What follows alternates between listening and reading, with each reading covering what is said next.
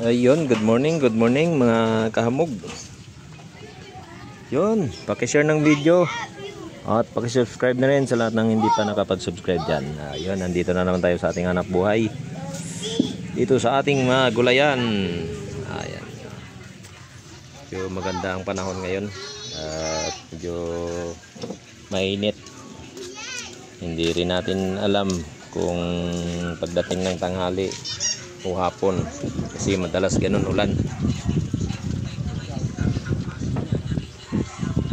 Ayan, dito tayo sa gulay ngayon. Yung pinakbit lang wala ngayon kasi grabe, sobrang mahal ng mga pakbitin ngayon, kaya wala tayong pakbit.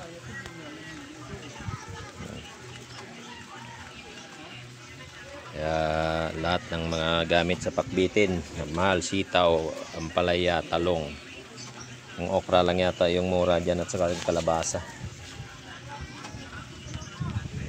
Yan, tsaga muna tayo sa chop suey ngayon. Wala muna tayong pakbit kasi grabe ang mahal ng pakbit. Chop suey na lang muna. Saging, malapit na yung tanggalan yung mga saging ko. Sira na yung iba.